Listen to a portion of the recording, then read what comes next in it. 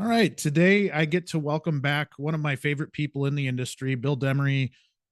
Bill has we talked about this on a prior podcast, an extensive background in this industry and is just always a lot of fun to talk to. So welcome back, Bill. Hey, thanks for having me, Jay. It's always good to be back and talking shop with you. Yeah. How's business? Business has been really good. We had a great 2024. We didn't hit all the standards that I had hoped, but I have pretty high standards. Yes, you So, do. so we've increased those standards a little bit more, for this year, and we've come out of the gates swinging in January. And January, February typically are, the toughest months of the year for fixed operations, and we actually set 5 world records at stores in January. That's just never heard of, especially in our group. We've never set records like that in a January. So I'm hopeful that that's a sign of things to come. Yeah. And over the years, have come to really appreciate what you guys do at Tom Wood and maybe how you go about your business. I think you have a mindset that is a little different than a lot of other people and really kind of how you embrace new things. And when we were doing our intro call, one of the things that really stuck out to me was how much of a growth mindset you have, and that you just talked about high expectations. Well, there's a reason for that. You're always kind of pushing yourself and your company to the limits. What has driven that? Why having that mindset, or why do you have that mindset, and really what kind of drove that? I think it's a great question, and I often look back at how did I get started in this business? How did I get to where I am today? I'm a guy that has to claw, across mountains to achieve things, and nothing's ever been handed to me. And I always felt like I have to deserve it. In order to deserve it, I got to work really hard for it. And I learned, I don't know, I'm going to say 8, 9 years ago, I decided that the position I have is very fast paced. You can either, as Dave Anderson says, you climb to the top, you just made it to the top, pitch a cot, and life is great. Or you can say, I've climbed the mountain, what's my next one? And so I've adopted this mindset of what's next. And as I'm, getting a little bit older in this business at 39 years as a fixed ops guy, I've always loved what I've done. And if I can give back to, others and pull them, a direction that I'm trying to go, and surround myself with a great team, I always felt like we can really, really win. And I really think it just starts, with your mind, your health, and that's really, I think, where it started with me. I knew running hard for Jeff Wood, I'm going to have to be in shape. I'm going to have to be able to pivot quick. He's a visionary, so he's always looking at new ideas and new things, and I am too, to a point. But it's exciting because he allows us to do great things in this space that maybe other dealer groups aren't allowed to do, because I think we have that edge, live on the edge mindset of a group. Yeah, and I think it is a little bit of that autonomy or that freedom that allows for that. I think if you have maybe that dealer principal that's looking over your shoulder all the time and questioning everything, it almost paralyzes you in a sense. But if you have some freedom to make some decisions, or set your own vision for your team, and trying to get people to buy into that, it makes it a lot more effective, in my opinion. That, hey, here's this person, they're not going to get they're not going to get maybe negatively punished for trying to pursue some things. And I think in a lot of ways, there are businesses out there that you have those high performers, and we almost put handcuffs on them to where they can't live up to their full potential. And I think it's a not just in the automotive world, in any business, is such a mistake to handcuff your high performers. It is, and we're interviewing a specific role in our group right now, and one of the things that came out was he had mentioned, I understand you guys have an entrepreneurial spirited general manager platform. And when he said that, it's kind of, I take it in as a prideful statement that we take pride in that our stores they function very high on a very high level because they're allowed to. And they have support like myself that can come in if, if we're struggling, I'm here and I have habits of just moving in the store and I have a traveling monitor and here I am. I'm your guy. And I'll grab the fixed manager and we'll roll our sleeves up arm in arm. We'll dive in and we'll get after it. And having kind of, I think, a setup like that in this group is really special. And it's allowed us to set these high standards, saying, hey, you know what, we want to be the best. In order to be the best, we have to hire the best.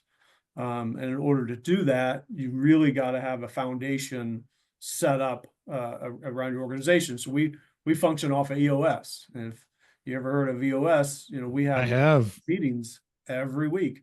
And we rolled out EOS probably just over 3 years ago. And when it was something Jeff Wood had found, I'm like, gosh, I don't have time for another meeting. This is like every week. You want to meet every week and talk about, things. And now I can't imagine just functioning, without it. And we have EOS, Jay, in every single operating business we have. So over 30 businesses are operating on EOS with a level 10 meeting every week. We have scorecards in every business every week. So what's kind of going on. And I get the reports, when they have their meetings. And so they're now holding themselves accountable with an accountability chart, with a scorecard, and their ideas and solving problems every day. I think the EOS system, and I believe it's the entrepreneurial operating system. It is. And Yep. it stemmed, I was just looking at my bookshelf here. I believe that stemmed from the book Traction, right? Traction. Yep. Yeah. Traction. Yeah. And And what it's the a heck is great book. EOS? Yep.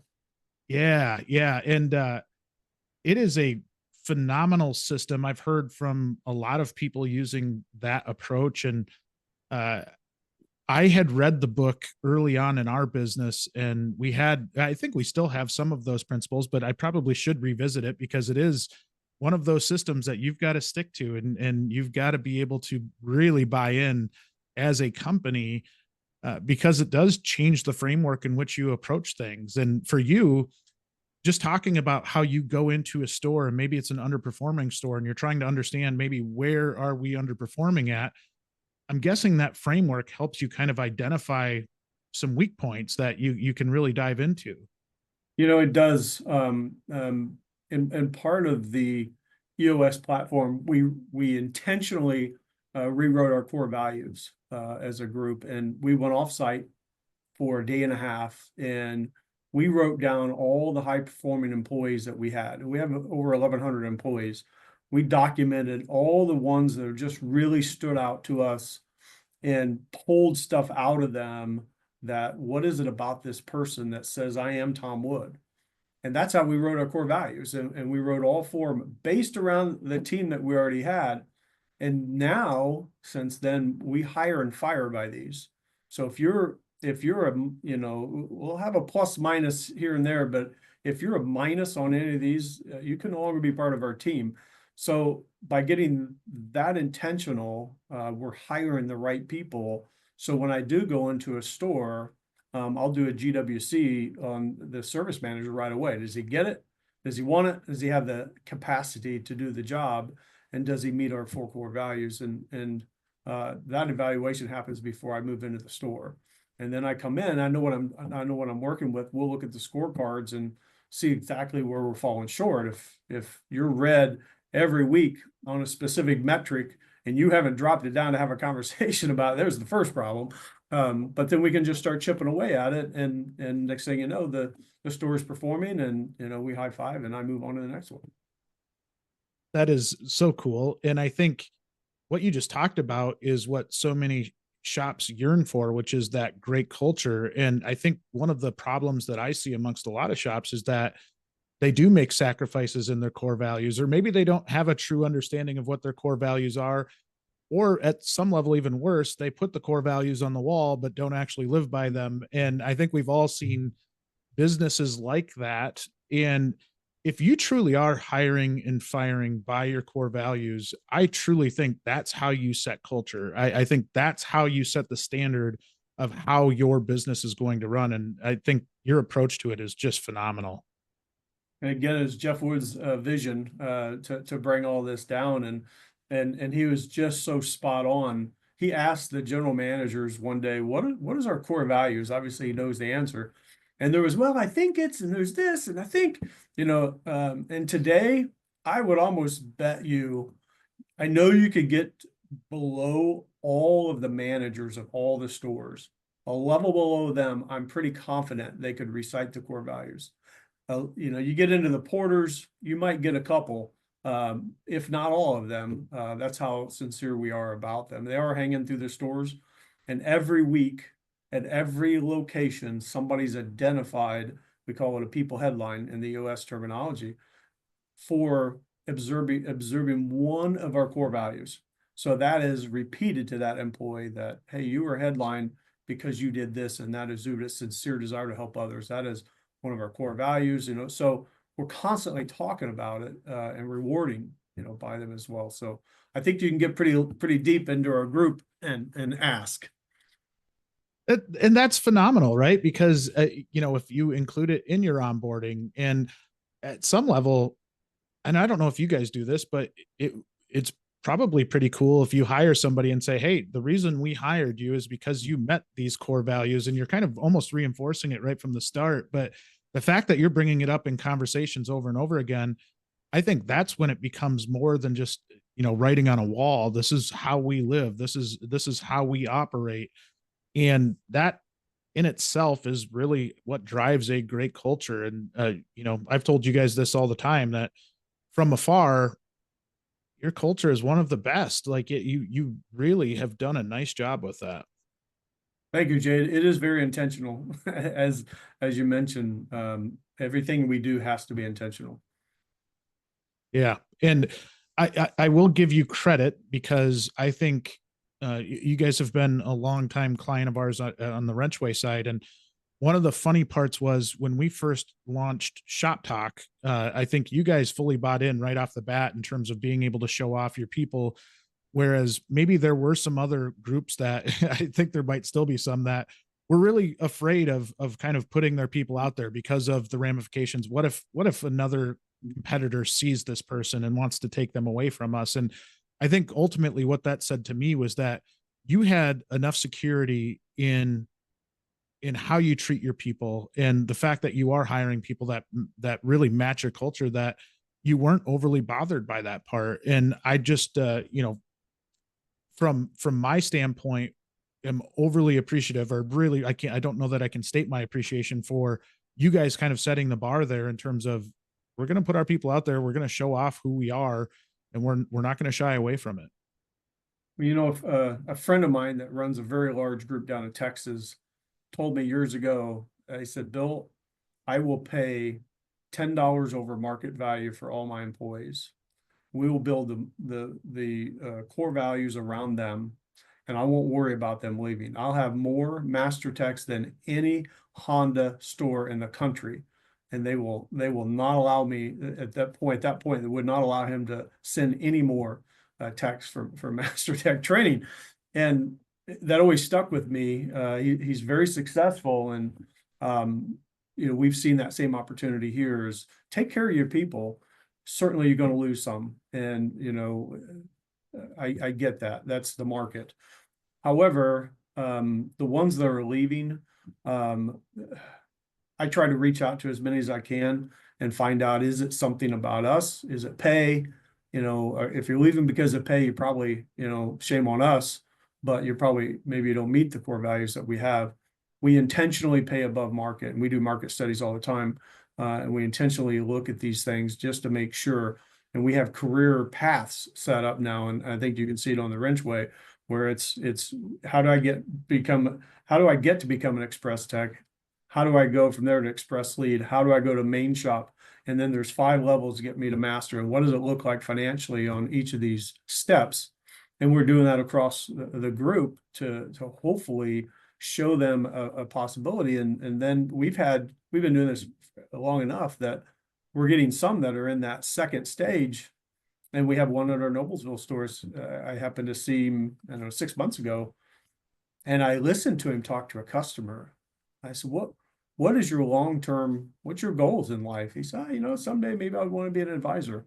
And that was 6, 8 months ago. We're training him on the drive right now. So even though, they can see that path to him, not everybody wants to be, a technician for life. They want to be an advisor. I was a technician for all of about 60 days and back in my day. And I saw the guys up there on the drive and saw a vision of what I wanted to do. And that's the beauty of the automotive business, right? There's so many things that you can do and just bounce, get into HR, get into IT, get into accounting, get into management, general manager, sales, service. There's lots.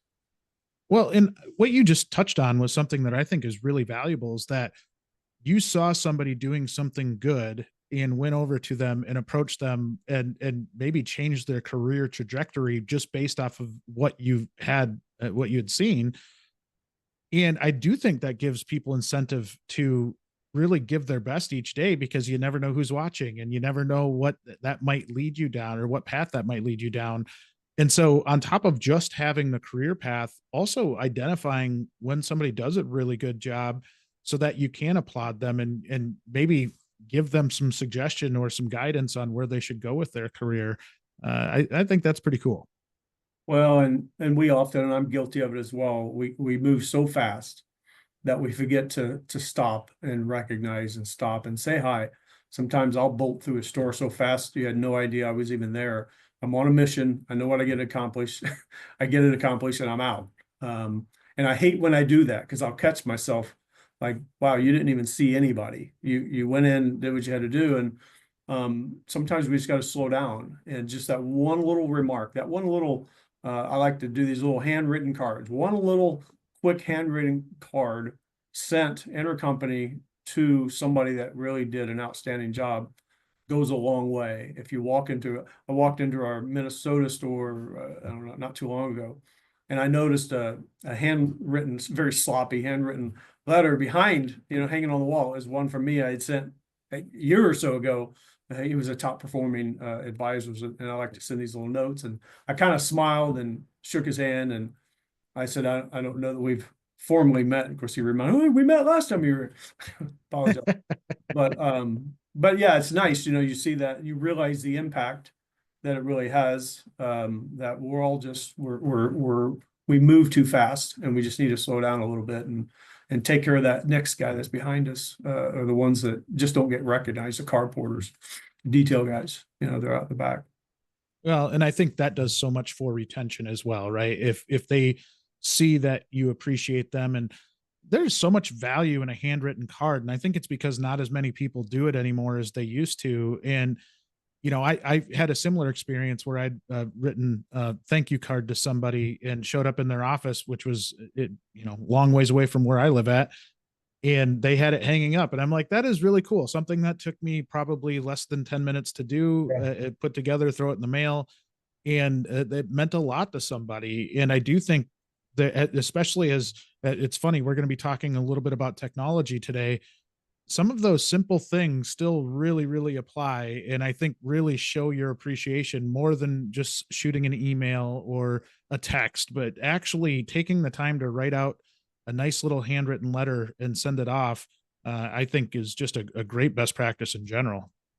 It's intentional. and it all goes back to, if we can keep an intentional mindset on everything that we do. I know it's impossible, but if we can keep it forefront, we can accomplish so much more and have such a better team surround around us.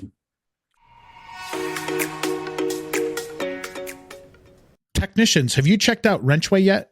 It's a free online community for automotive and diesel professionals just like you. Whether you're job hunting or just looking to connect with other industry professionals, WrenchWay makes it easy to explore opportunities, stay updated on industry news, and help promote the technician profession. With WrenchWay, you can see detailed job info you care about before you apply or interview, stay in the loop with what's happening in the auto and diesel community, explore technician compensation in your area and across the U.S., track your certifications, and much more. Join the WrenchWay community for free at wrenchway.com or download the WrenchWay mobile app. Links are in the show notes.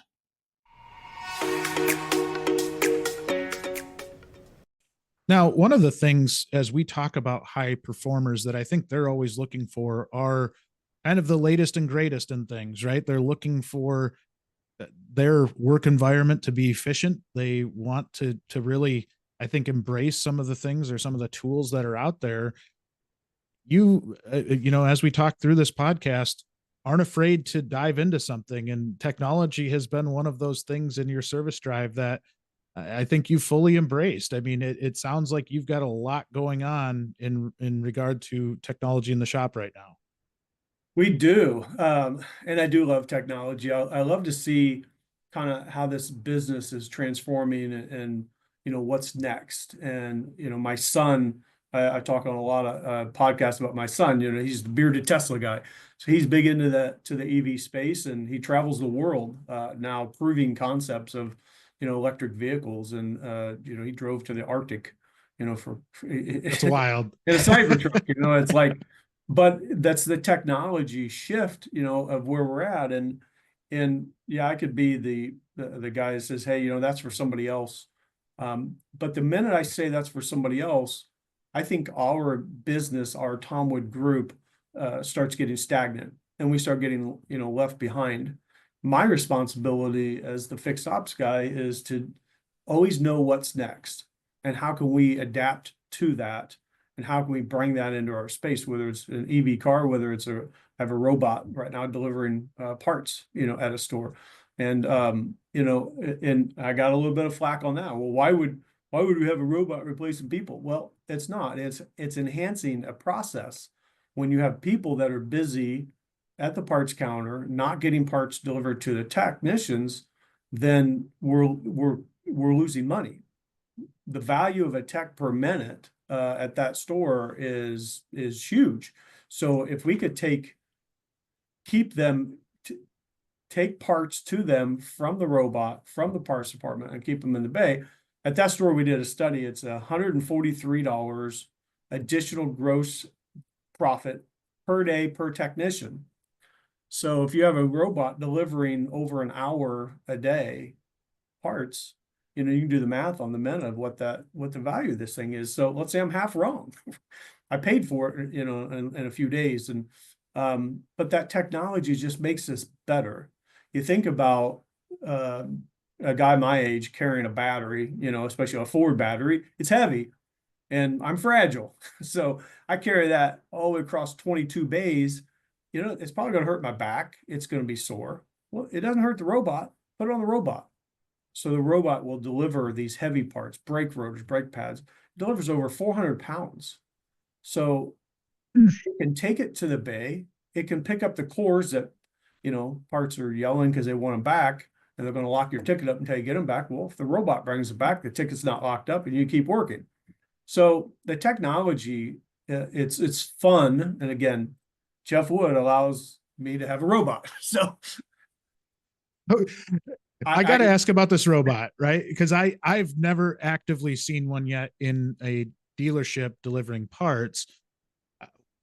Talk to me about how that process works. I mean, did you have to readjust all of your part shelves and everything like that, or is it your parts team putting it on the robot? Walk me through that. Yeah, so it has a home base, so it backs up, it plugs itself into the charger, and it waits. So when you as a technician say, hey, I have a waiter, it's an oil change, brakes, air filter, whatever, you send a note into the parts department. They pull the ticket like they normally would, and instead of putting it on a shelf that you would have to come and grab or have a runner take it to you, they put it on the robot. The robot has waypoints set up through the whole shop, so it knows exactly where to go. Say, hey, take this to Johnny, and then come back. Or take this to Johnny, take this to Fred, take this to Lucy, and then come back. And by the way, go over here and pick up a core on your way back. It'll do all that in one swift run. And it plays music while it's running. We piped in the music, so it's kind of fun. We're doing some fun stuff with it, and we put a little smiley face so it smiles at you as it's going through the shop. And you have to go to my website and check it out. Yes. Come to town, check it out. So it'll sing songs, and when it gets done, it'll park at the end of your bay, and we have it singing "It's All Good at Tom Wood," which is one of our branding slogans, and it's all good at Tom Wood. And it's going to keep saying that. And you're going to say it gets really annoying. Well, then go get your parts. So that's purposeful. Go get your parts. Hit home. It'll take off to its next session. Oh my goodness. And Brilliant. so does it have this separate lane in the shop that it's kind of No. going down, or is it like when you're driving a car in, do you have to kind of avoid it, or does it, like, how does that work? It will, if a car's coming at it, it will divert. It's kind of like, think about the little Roombas that, sweep carpets, or the pool thing. It's very similar to that type of technology, but this has a LiDAR on it. So the LiDAR will pick up, something bad that's about to happen, and it'll just veer away from it. But when they set it up, they tell it, hey, we want you in this lane, or we want you in this lane. And, don't go over here. So you can kind of X off, tape off an area and say, There just he stay is. out of there. Yeah. And it just won't go. We're running it through the customer waiting room, just, because it's fun to do. Like, what, I can only imagine a customer sitting in there and seeing a robot roll through. That might change your perspective on a dealership a little bit. Yeah. When you think about, workman's comp, if I save one person from straining their back or falling or dropping, something really heavy that damages and breaks, or dropping on their foot or whatever, you got to think past, this is replacing people. That is not what this is doing. This is helping a process that we already have, and they're here. And we've just ordered another one for another location, and I'm fully expecting to have a good amount of these running through our shops soon. Well, and I think that if somebody looks at this in my eyes the right way, which is that it is augmenting or making your job easier, you're then saving somebody from carrying that battery across the shop, or those rotors across the shop that are really heavy. And one of the things that we hear often from technicians is that the wear and tear on their bodies, right? That the Yeah. wear and tear over the years standing on cement and carrying heavy things. Have to imagine there's a long-term win here too, because then rather than having that technician carry something a long way away, they're just carrying it from the end of their bay in. And I think it makes total sense that that's going to save their body some wear and tear over the years. I agree. Our workman's comp insurance guy happened to show up at that store second day launch, which was awesome. The timing was great.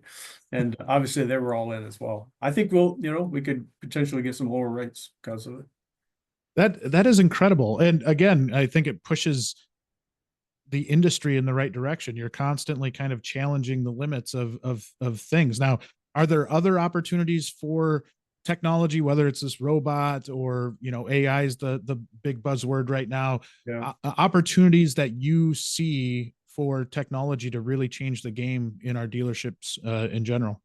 I do. We're really heavy in the UVI system, and UVI space. We're pushing 2.5 years into that space, and that's an AI drive-through system where it picks up any dents, dings, scratches, pulls the DOT off your tire. Is the tire expired? Is it safe?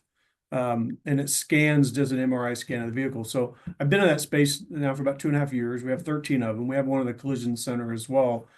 And one of the newest upgrades that we're launching within days from now is it's taking the data of all the pictures in the video, and it's made in they have an AI. It looks like a turntable where you would take really high quality pictures, and it cleans the car up and makes it look beautiful.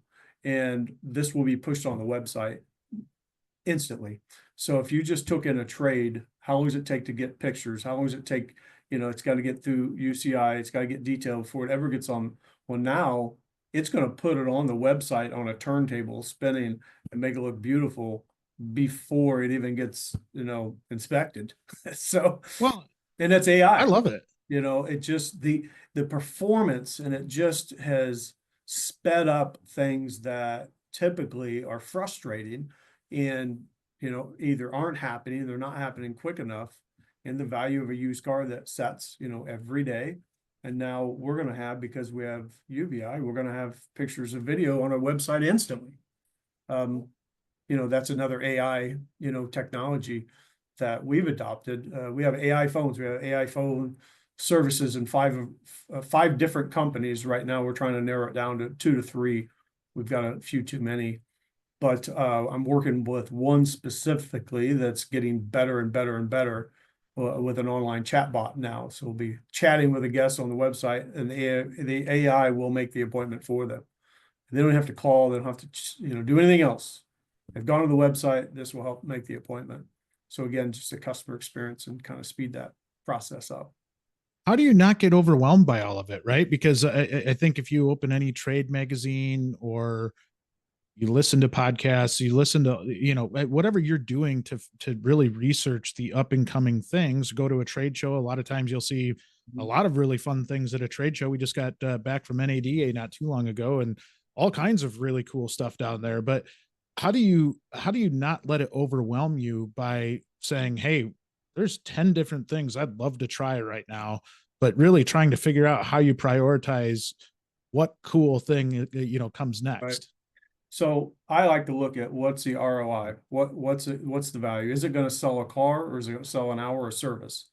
Is it going to help our customer experience? Is it going to help our employees? AI phones, there's a million of them out there now. And we're in that space. And that's why I believe we need to narrow that down. And if we can get more focused on a couple than, a little focused on a lot, we can get more done. It's no different than me moving in a store. If I focus on one store, and this is my baby for the next 30 days, guys, I am not leaving until this is fixed. Great things happen. All of a sudden, we're setting records. Versus, I've got all these stores. I'm going to go here for 5 minutes, here for 10 minutes, there for an hour. I'll be over there tomorrow. You don't get anything accomplished. And it took me a while, I think, to learn that. But now it's intentional focus on what is important. And it's no different than AI phones. I have one, I had to send an email today. He jumped into a store. He saw me at NADA, and they thought they were going to get the store. And I said, no, I reviewed your system versus the system we already have. And we're going to stay focused on the system we have, because you're right. You can get into all of them and none of them are great. So let's just make a few, better, just by focusing on them and what works. We found a new robot that you'll see in the Midwest, hopefully real soon, and it will do calibrations on vehicles through the collision space. I've been watching this robot for about 2 years. It's finally in the market, and I've convinced them that I think we'd be a good partner. So we're exploring the idea. So it's a full robotic, 3 robots that hold the targets, and it'll take a calibration of a car that typically takes about an hour and 10 minutes, and we can get it done in 12 minutes. Wow. The time of turnaround is just incredible, because it places exactly where it needs to go and gets it done. Well, in a scenario like that, where there is liability involved, there are elements to where you want to make sure that you are precise when you're doing that, and having the documentation and having everything that you need. I see a lot of value in that, because it's the robot or whatever you've got doing it is going to live by the program that you set up, right? And there's not going to be any fluctuations, or maybe somebody's in a bad mood that day and doesn't do it the right way. I think it really protects yourself there. Well, and think about the manufacturer when they built the vehicle. Who did the calibrations? A robot. So it only makes sense that technology is starting to transition, out into our space. That's wild. I know. That's wild in general. When we were talking before, I had mentioned how a couple of years ago at SEMA, went down to that show, and having the robots do some of the finish sanding and doing some of the stuff that is work that we're frankly as an industry having trouble finding people to do in the first place, right? So having something, some form of machine to do some of the stuff that nobody wants to do, I think is a win-win for a lot of people. Yeah, I agree. I think it's just again, if we don't adopt it, somebody else is going to. If we just sit stagnant and say, hey, this has been great, let's just run this, out. You know, it's like missing NADA. I always say, man, if you don't go to NADA, you're 2 years behind because you missed the year and now you just missed another year. You know, you're so far behind of what's out there and you know what's coming next. Yeah. And it's even being there, especially this year was a Yeah, mess just because of the was. weather, but like to try and get to everything in there is darn near impossible, right? Like to get around to everything that you want to see and everybody that you want to talk to, it can be a real challenge. So really having even those priorities set up before you go to a show so that you know, hey, Yeah. these are my must-haves. These are the ones that I have to go see. And then if I get some time, I'd like to go check this stuff out. It even that aspect can be overwhelming. It is, and I had some of those I have to go tos that I didn't make it to. And it happens, you know, every year you get tied up and you just can't get it all in. And, you know, I feel bad because I'll set appointments and like, and I tell them, I'm going to make an appointment. I cannot promise you I'll be there. It's probable I won't, but I will try. I had a couple of those too this year, and I think everybody was extra patient with each other this year, just because there were circumstances out of anybody's control that Yeah, you kind of had to work around. yeah, yeah. It was crazy.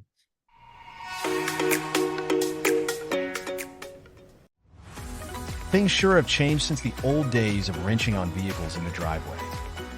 Modern-day vehicles, hybrids, and EVs contain more than 10 million lines of code and require a keen understanding of technology to diagnose and repair. ASE certified technicians are in high demand, and the earnings of an ASE certified tech can be as much as 20% more than a non-certified technician. The launchpad to a high-tech career begins at ase.com/careers.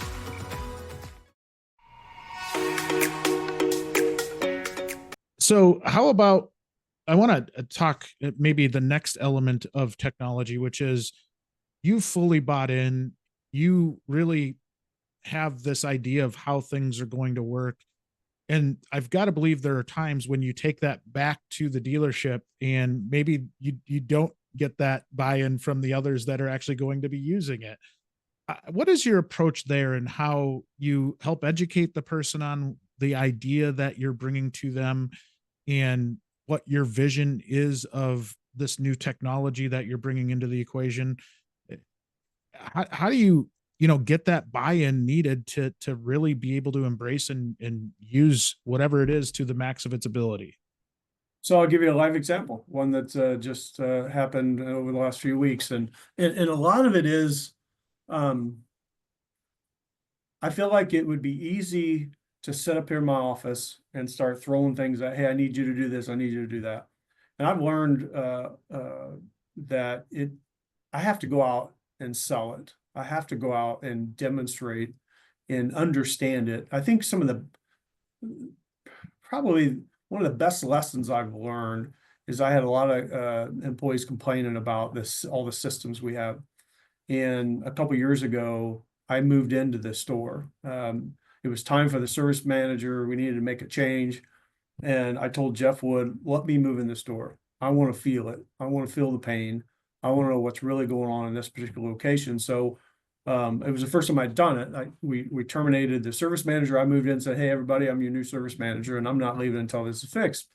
But what was fun about it is I rolled my sleeves up early in the morning, wrote service, grabbed the tablets, you know, had and listened to the people say, yeah, you know, this doesn't work right, this doesn't work right. And it allowed me to experience what our teammates go through. So when I'm trying to roll something out, I find it easier if I go out to the store and demonstrate. I'll have a pilot running a store, 2 or 3 stores, and then we'll film the employees. What, you know, we have a training platform. I'm so excited we're rolling out. You'll love it. Because I've been wanting the Tom Wood University platform for years. And how do we create the Tom Wood way in all of our stores? And how do we include technicians? How do we include service advisors? How do we include the porter? How do we get these guys to the next level? So we found a platform that I absolutely love. I ended up not going with them, but I absolutely love them. And it's a technician training platform. So I rolled out a pilot into 4 stores, and I have metrics showing that our team is getting smarter from the baseline to where they are now. So we're taking classes every day for about 5 minutes. It's on an app. It's today's class. Here's what I got to do. Here's what I got to learn. Awesome. I started taking it. And even with my poor performance of electronics, I was getting smarter. So I took this model and I took the amount of minutes our team over 3 months invested in getting smarter. And I put together a proposal and said, what if we do this across the group? What if this is our platform? Here's what it would cost. And here's how engaged our team is. I took it to all the general managers, gave them a price and said, what if we trained every employee every day? Do you think we could get better? I got total buy-in on this. In last minute, I went to NADA and I found the new cookie on the wall. I was aware of this other company. It's called Rockhead. And I was very aware of them. They had been chasing me. I'm like, guys, I'll see you at NADA. And I love what they have because it's the whole store. Now I've got sales, F&I, service advisor. They've offered to have our team help build the technician training side, which I'm stoked about. So we just signed a deal with them last week. But I was able to pitch this because we've already proven the concept. And now we're going to have an entire Tom Wood certification program that we're launching in mid-March for the whole group. It's so cool. Yeah. And I think it took getting the ball rolling. It took you understanding that you do have to do a little bit of selling. And both of those companies you mentioned are ones that I've got personal relationships with, and they're great people on both sides. Yeah, absolutely. And so that part was really cool. I think the one thing I'd pull out of all of that was your willingness to hop in that service manager's chair and do the job, right? And I know that was something I had to learn the hard way growing up in the management side of a dealership, was that it can get really comfortable sitting up in your office chair, right? And looking at numbers and putting together projections and doing all the things that you do. But until you actually go sit in that seat, and I think there's that TV show that used to be out, Undercover Boss. I always thought that was such a great show because, one, it was a leader that wasn't afraid of looking like a fool. And then two, you always saw them come back with something that was saying, hey, this isn't right. We need to change this. And I wouldn't have known that had I not been on the front lines. And I do think it's an eye opener for any young manager, especially that's out there. Don't get too comfortable. Don't just sit in your chair. Get out, learn. In that scenario, take the service manager's chair. I think it gives you a whole different level of respect for that position when you sit in that chair. And I think it gets you respect from around the company as well. It's not, hey, that Bill's going up and sitting in his chair every day. No, Bill came down here because Bill's serious, and Bill wanted to make sure that he knew what was going on with our operation. And I think I see that from the most effective leaders, right? The ones that aren't afraid to get their hands dirty rather than just sit in their chair and get comfortable, right? Well, and you're 100% right. And my philosophy now is I'm in this office 10% of my life. The other 90% I'm in a store. And what I found is I don't come to this office in the morning because it's a trap. You get here, things start happening, emails are coming. Can you run this report? Next thing you know, it's 3:00 in the afternoon. You've accomplished nothing. So I don't come here. I came here to get on this call. I do not come to this office. I go to a store and I assign myself to 2 to 3, one very focused. I'm very focused at one store. We promoted a shop foreman from another brand that, I have to tell you, this young man wanted to be a service manager. And 5 years ago, he told me, I want to be a service manager. And I said, great, you have to write service. You cannot be a service manager in the Tom Wood Group unless you've written service.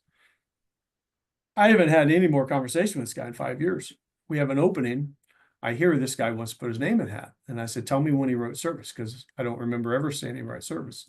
We go back and forth. I said, I'm just not going to entertain even having a conversation with him, which was wrong on my part. And it was pointed out to me, Bill, you at least owe him an interview. I'm like, you're right. You're right. And I will.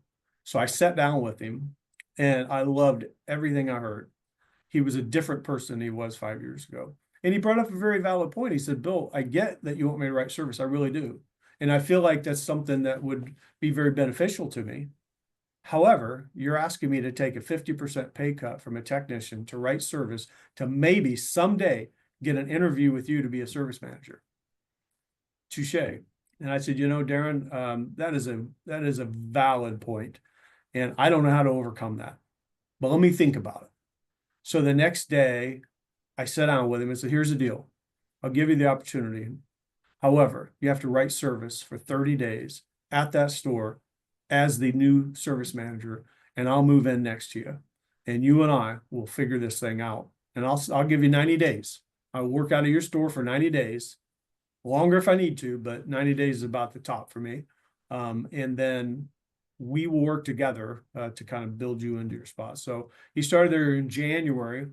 February 1st, I let him slide into his office under this criteria. So I have now a new, I wrote it out when I was at that one store, is here's the expectation.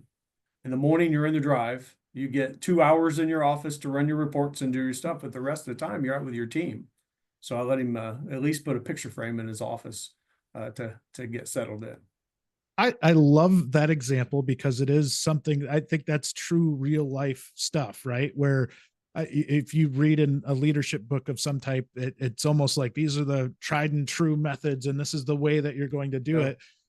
But real life happens, right? And having that conversation, and I have to believe that person's got a different level of respect for you now because you did listen and you didn't just shut them off, right? That you actually had the conversation with them. You had a better understanding of what their wants and desires were and why they weren't wanting to go down the path that you had laid out, excuse me. And I just think that is such a cool story because it's real life and that stuff like that happens. Yeah, and I'm super proud of him. He's grinding it out.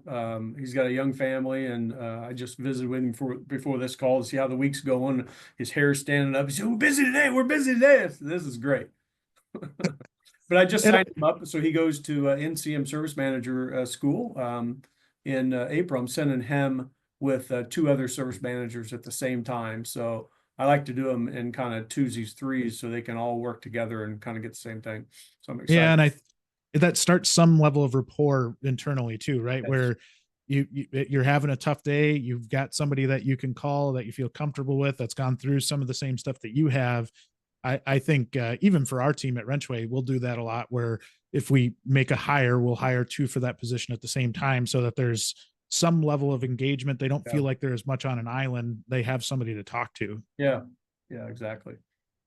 That is, I think I do want to touch on one other thing in regard to that example you gave, but what was it that drove your mindset to even go sit in that service manager's chair, right? Because again, it can be really easy to get comfortable. I loved what you said about your office being a trap because I think I've fallen into that trap before. And I think I still struggle with that, right? Where you do sit down and you start punching out emails and you start going through the daily grind and all of a sudden you look up at the clock and the day's gone and you're like, what in the heck happened? Yeah. And it gives you some level of guilt because you didn't do the thing that you wanted to do that day. What was it in your head that kind of really got you thinking that way? Was that something that was natural or was that something you had to work on? I would say I had to work on it. It was a store that I felt was broke. It wasn't performing. And we had been a couple of years fighting back and forth with the general manager. No, I want to keep him. I want to keep him. I want to keep him. And I'll default to that until I don't. And it kind of came to the point to where this is just no longer an option. And then I told him, because he was obviously nervous losing a senior guy, said, listen, I'm going to move in the store. I will be your service manager and I will find the replacement. I have no interest in hiring anybody really soon. I want to see what I feel, how the store should be performing.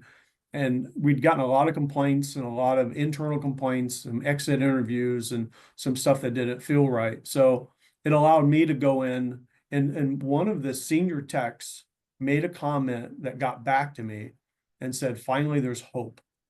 And when you hear that, it kind of solidified, this is exactly what I need to be doing. These people, I'm not the easiest guy to find. I'm not the easiest guy to get a hold of.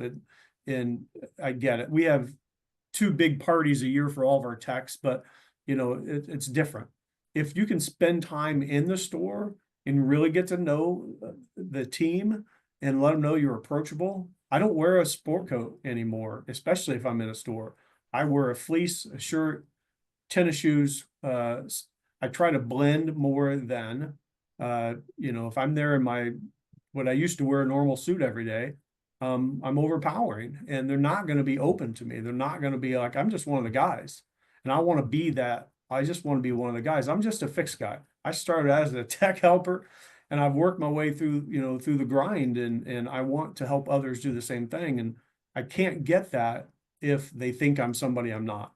I can't get that if I'm the, you know, corporate director of fixed operations that's wearing a suit walking around with Jeff Wood.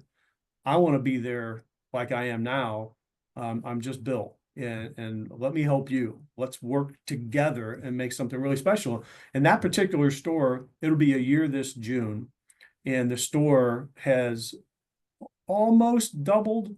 They're doing over 40, they did 48% year over year in January. You know, the store's crushing it now. The mood has changed. We didn't have a lot of turnover.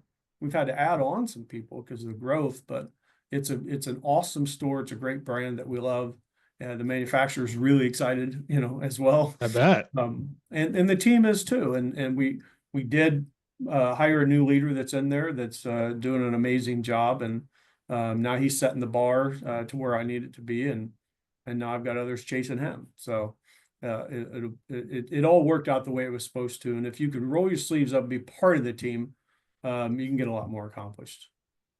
So how do you keep the loose ends tied up when you leave, right? You say you go into a dealership, you implement everything, and you move on to the next store, and you're hyper focused on this next store, but you also don't want the store that you just left to fall apart, right? How do you kind of maintain that balance? So I mentioned earlier, EOS and scorecards. So that store is operating on EOS. They have level 10 meetings every week. So I keep track of their scorecards. I do jump into the store typically once a week. Maybe it's a 10-minute high five and how you guys doing? How's things going? A lot of emails, text messages and stuff, but I stay connected that way. I don't spend a lot of time in the store because I'm very hyper focused in a couple others right now.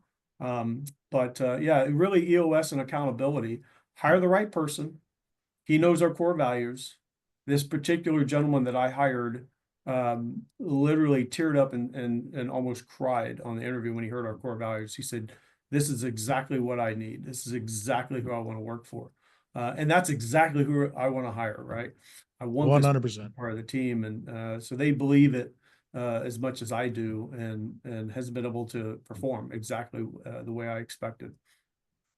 Did you make any amendments to the EOS that to fit your operation, or are you following it by the book? We are by the book. Yeah. How often have you read that book? Is it multiple times? Multiple times. So, and we have on the leadership team, we still have our same moderator. So he does all of our quarterlies. He keeps us in check. He does we do a yearly annual. You know, it takes 2.5 days off site. But having Barry as our EOS implementer, I don't know that we would be where we're at without him. And he's just an instrumental part of what we do. And having him now at our stores, I'll go in. I do some sessions for the collision center, and I'll jump in and out of EOS meetings especially if I'm focused on the store. I'll attend their EOS meetings and help them make sure we're pretty pure. We like to keep it pure. I like that, and I need to go back and reread it because I know myself. I think looking back at the first time I read it, I laid out some things. We followed it pretty well, but I do know I started to cheat the system a little bit. I started like trying to bend stuff to make it work for me a little bit more. Right. And I think if looking back at it, and I'm going to give you a hard time because I think every time I talk to you, I end up walking away with more books that I'm going to have to read. And this one I'm going to have to reread and make sure that I follow the rules this time around. Well, and we use a tool called Bloom Growth. So Okay. it's an app. The app keeps all of our scorecards and all of our businesses, all the to-dos, all the issues are just there. So if I go in a store and I see something I don't like, I'll put it on their issues list. I don't have to worry about it. It's on their issues list. They're going to talk about it. It's going to make it drop down and get fixed. And I move on. When's the last time you've been able to do that? Right. Well, and as you're talking, you and I have, I think, a shared love for those business books and reading a lot. What is your favorite book right now? Do you have any book recommendations for people that are listening? This is my newest book. It's called B 2.0 by Jim Collins. All So right. Jim Collins wrote, Good to Great, one of my all-time favorite books. And this is turning your business into an enduring great company. I've just started it, so I don't have any. I've heard about it. Our EOS moderator had mentioned it. He gives us a list of books, and before I took this position, I was not a book reader at all. And I say I have to claw and grasp at things. Nothing comes easy to me, so I have to go after it. And to do that, I have to read, and I have to. We call it a clarity break. Are you taking them? Are you writing stuff down? I have some health issues. So one of my mental coach doctors with my health tells me to journal stuff about how I do things, how it makes me feel, and help get your mind straight through it. So all that stuff just encompasses with I think how you get through life today.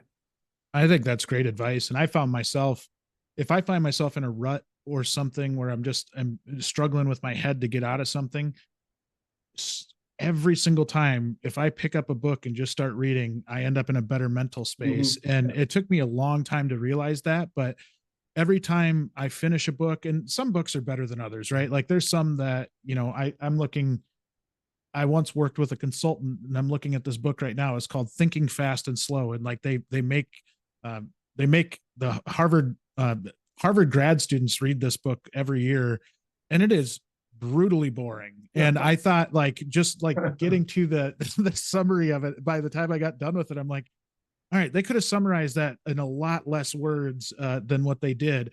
And I'm sure there's a lot of things I didn't pick up out of it, but that was one where I'm like, I have to keep reading it, And then there's others that you read, I think we talked about Unreasonable Hospitality, really easy read, a lot of really good information out of it. And in general, I just think there's so much value in that. And you talked about your growth mindset. I think that's a big piece of it, right? Is always trying to find that thing that's going to help you get better. And you've certainly been an example of that. And like I mentioned, I'm going to have to start a book list just based on things that you've told me to read that I'm going to have to go to work on.